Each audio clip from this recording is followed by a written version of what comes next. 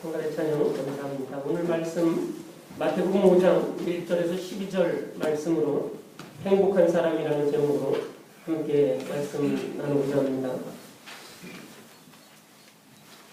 우리가 설날을 보내면서 어제 설날이었는데 엊그제였군요. 엊그제 설날이었는데 우리가 복 많이 받으시라고 그렇게 인사 많이 합니다. 우리 옆에 계신 분들하고 새해 복 많이 받으세요. 그리고 인사 한번 좀 하시죠. 네, 새해 복 많이 받으십시오. 네. 너무 많이 받으세요. 우리가 뭐 이렇게 복 많이 받아라 이러는 말은 뭐 듣고 들어도 별로 그렇게 기분 나쁘지 않죠. 우리 인간은 행복을 추구합니다. 우리 동양에서는 특별히 5가지 복을 말하는데 서경에 보면 5가지 복이 나오는데 첫 번째는 수가 나옵니다. 이 수는 장수를 이야기하죠. 오래 사는 것. 그 사람들이 장수하기를 원합니다. 두 번째는 부입니다. 풍족하기를 바라는 것입니다. 세 번째는 강령한 건강한 것을 말합니다. 그리고 네 번째는 유호덕을 말합니다. 덕을 좋아하는 것. 오래 살고 풍족하고 몸마저 건강하면 그런 후에 다른 사람에게 봉사하는 그러한 보람 있는 일을 해보자 하는 것. 덕을 좋아하는 것. 유호덕을 이야기합니다. 그리고 5번째 복은 고종명을 말합니다. 고종명은 죽음을 깨끗이 한다는 것입니다. 자기 몸도 건강하고 또 오래 살고 풍족하고 또 남들에게 덕도 베풀고 그렇게 봉사한 뒤에는 객지가 아닌 자기 집에서 편안하게 일생을 마치는 것, 이것을 고종명이라 이렇게 이야기합니다. 그래서 이 5가지 복, 수와 부와 강령과 유호덕과 고종명, 이 5가지 복을 누렸으면 천수를 다 누리고 하늘의 복을 다 받았다고 그렇게 말합니다. 지금도 여전히 많은 사람들이 추구하는 그러한 복이 이 5가지 복이 아닐까 그렇게 생각합니다.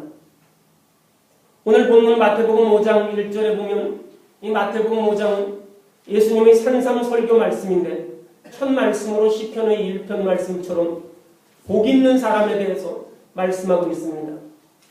오늘 실제적인 말씀 마태복음 5장 3절을 보면 심령이 가난한 자는 복이 있나니 이렇게 시작되는데 원래 원문 성경에 보면 이 어순이 좀 달라서 헬라어 성경 처음에 보면 복이라는 그 말이 첫 단어로 등장을 합니다. 그것은 마카리오스라는 단어인데 이 마카리오스의 유래는 마카리오스는 지금 사이프러스, 키프로스라고 하는 이 섬을 가리키는데 터키와 이집트 중간에 있는 지중해의 섬입니다. 세계적인 휴양지죠. 키프로스. 세계적인 휴양지입니다.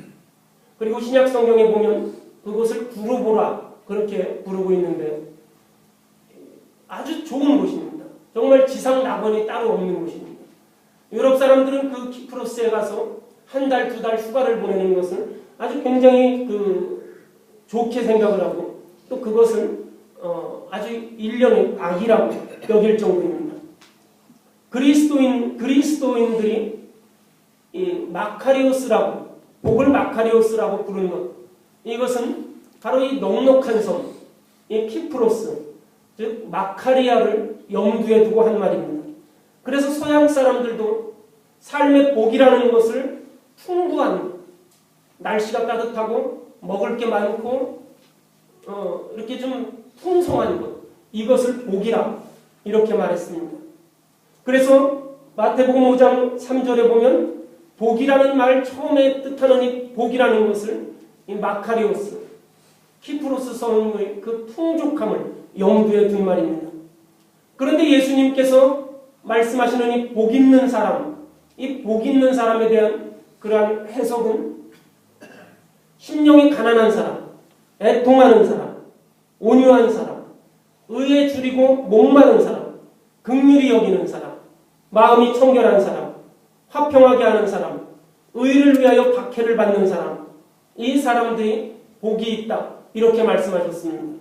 서양 사람들의 복이라는 것이 키프로스 섬의 그 풍요로움, 이것을 이야기하는데, 그런데 예수님께서 복이라고 하는 것은 바로 이런 것들을 말하고 있습니다. 가난하고 애통하고 줄이고 목마르고 핍박을 당하고 욕을 당하고 악한 말을 듣는 사람, 이런 사람들이 불행한 사람이지 어떻게 복이 있는 사람이라고 할 수 있습니까? 우리가 설 맞아서 우리가 다 인사했고 옆에 분들하고도 인사했는데, 그럼 우리가 그리스도인이니까 다시 한번 인사 옆에 있는 분들하고 해보시기 바랍니다.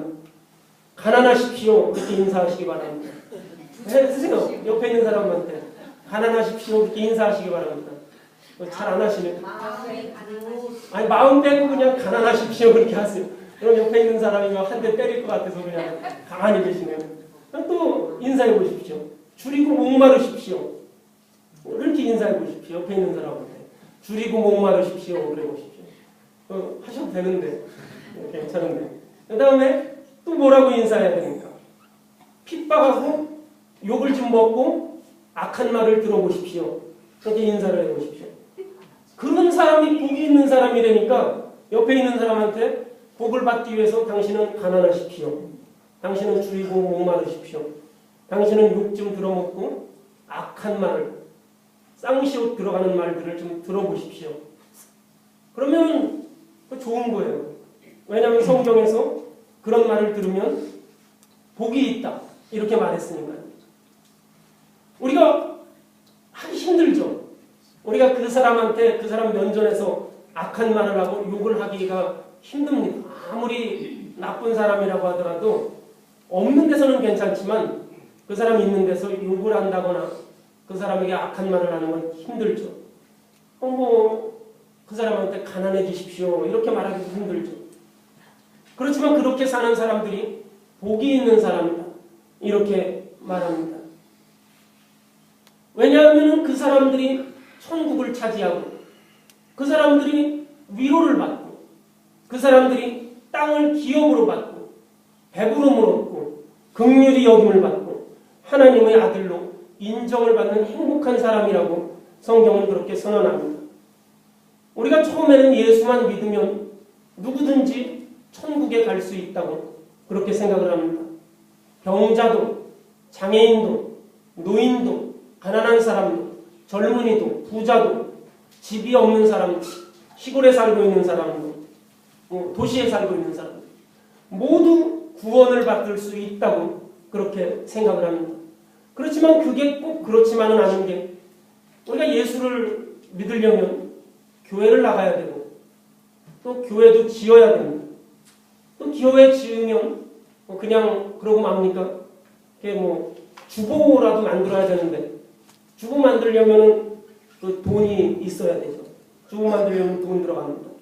그리고 교회 좀 커지면 목사님도 있어야 되고 전도사님도 있어야 되고 사무원도 있어야 되고 관리인도 있어야 되고 수의도 있어야 되고 그렇죠. 그럼 그 사람들이 다 그냥 일합니까? 월급 줘야죠. 돈 들어갑니다.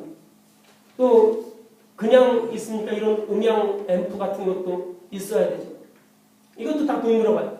이런 것도 싼 거 사면 막 목소리가 찢어지고 아주 스피커에서 찍찍 소리 나고 이런다고 해서 비싼 거 막 사요. 몇만 불 이런 거 삽니다. 또 겨울 되면은 히터 틀어야 되죠. 또 여름 되면은 또 에어컨 틀어야 되죠. 겨울에 교회 왔는데 추우면 은혜가 안 된다고 해요. 1시간 있어도 추우면 은혜 안 된다고 해요. 여름에 더우면 또 은혜가 안 된다고 해요. 춥거나 더우면 은혜가 떨어진다고 합니다. 참 희한해요. 하나님 말씀하고 또 상관이 없이 춥거나 더우면 은혜가 떨어진다고. 여기서 끽끽 소리가 나면 또 은혜가 떨어진다고 합니다. 그래서 그런 거 하려면 다 돈이 들어가야 돼요. 그래야 은혜가 됩니다. 그래서 수십 년을 신앙생활하면서 열심히 교회에다가 돈을 내고 그렇게 살다 보면 어느새 교회에 헌금 한 푼 안 하는 사람, 땡전 한 푼 내지 않는 사람들은 저 사람들은 과연 천국에 들어갈 수 있을까? 그런 의문이 생기게 되는 거죠. 그래서 우리가 환상을 보고 입신을 해도, 입신 있죠. 기도하면서 이렇게 딱 쓰러지는 그런 입신, 이런 것을 해도 내 머릿속에 항상 그런 게 들어가 있기 때문에 어떤 생각을 하냐면 천국에 가니까 천국에 가니까 아파트가 있다. 고층 아파트가 있는데 이게 100평이다. 근데 이건 내 거다. 하나님이 와 희천아 너한테 이거 100평짜리를 예비해 놨다. 뭐 그런 간증들 여러분이 많이 들어보셨을 거예요. 천국에 갔다 온 사람의 간증들. 천국에 가니까 100평짜리 아파트가 내 이름이 거기 딱 써 있더라. 천국의 넓은 땅, 넓은 공장이 있는데 그것이 내 거다. 그런 환상을 우리가 입신을 하거나 그럴 때 그런 것을 보게 되는 것입니다. 머릿속에 들어있는 게 그거기 때문에 입신을 해도 그런 환상을 보게 되는 것입니다.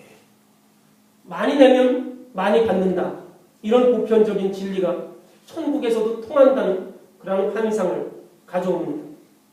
이 환상 속에 살던 사람이 죽어서 예수님을 만나게 되면 예수님께 그렇게 항의할 수 있습니다.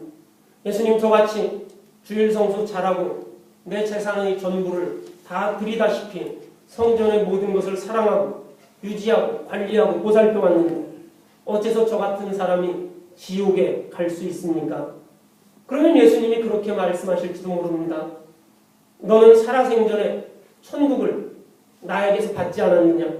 너의 모든 것, 너의 모든 능력 다 어디서 났느냐? 너의 모든 것을 누가 주었느냐? 내가 예배당에서 편안하고 아름답게 예배할 수 있었던 것 다 누구 덕분이느냐? 하지만 가난한 사람들은 내가 예배할 때 찬양과 헌신으로 예배하고 하나님을 섬기며 행복해할 때 가난한 사람들은 일에 지쳐서 피곤해서 다른 여러 일들 때문에 교회도 갈 수 없었고 살기도 빡빡해서 헌금도 할 수 없었다. 그래서 내가 교회 다니는 것, 내가 교회 다니면서 헌금했던 것 이런 것들이 내 삶에서 축복이었고 그것이 천국인지 몰랐더냐 이렇게 말씀할 수 있습니다. 그러므로 너는 살아서 위안을 받았고 가난한 사람들은 살아서 위안을 받지 못했으니 죽어서 위안을 받을 것이다. 이렇게 예수님이 말씀하실지 모릅니다. 우리의 일상이 축복이라는 것을 우리가 알아야 합니다. 우리가 실제로 어려울 때 사업의 위기, 직장의 위기, 또 내 학업의 위기 어려울 때는 하나님 앞에 의지하지만 우리가 풍족할 때 감사하기가 더 힘들다는 것입니다. 어려울 때 기도하는 것은 그래도 할 수 있지만 여유로울 때 하나님 앞에 감사하는 것은 매우 힘듭니다. 주님께서 말씀하신 복을 보면 세상적인 기준으로 보면 불행한 사람들인 거죠. 애통하고 줄이고 목마르고 핍박을 당하는 것. 이것이 얼마나 괴로운 상황입니까? 여러분들이 그런 분도 계시고 또 그렇지 않은 분도 계시겠지만 먹을 것이 없어서 자녀들을 굶겨보신 적이 있습니까? 그것은 줄인 상황입니다. 목마른 상황입니다. 여러분들이 먹을 것을 위해서 자녀의 입에 먹을 것을 넣기 위해서 여러분들이 다른 사람에게 핍박을 당해본 적이 있습니까? 얼마나 괴로운 상황입니까? 애통하고 줄이고 목마르고 핍박을 당하는 일들 요즘 세대에 그렇게 흔치 않을 겁니다. 우리 한국 사람들이 이런 거 흔치 않을 겁니다. 애통하고 줄이고 목마르고 핍박을 당하는 그 상황이 얼마나 괴로운 상황이겠습니까? 그러나 사람들은 그러한 상황이기 때문에 하나님을 의지하고 살아갑니다. 애통하고 줄이고 목마르고 핍박을 당한다는 것은 내가 어떻게 할 수 없는 상황입니다. 내가 어떻게 그것을 벗어날 수 없는 상황이기 때문에 절대자인 하나님께 우리가 손을 내밀 수밖에 없는 상황입니다. 하나님 앞에 의지하고 살아갈 수밖에 없습니다. 믿을 것이 하나님밖에 없는 것입니다. 그것은 또 세상적으로 말하면 이 세상에서 아무 사람도 나를 도와줄 게 없다는 것입니다. 오죽하면 하나님 앞에 기도하겠습니까? 물론 믿음이 좋은 분들이 하나님 앞에 기도하지만 또 오죽하면 바꾸어서 생각하면 오죽하면 하나님 앞에 기도하겠습니까? 내가 아무리 별짓을 다 해봐도 안 되니까 병에 걸려서 내가 여기저기 다니고 모든 치료를 다 했는데도 안 되니까 이제는 더 이상 할 게 없으니까 기도원에 가서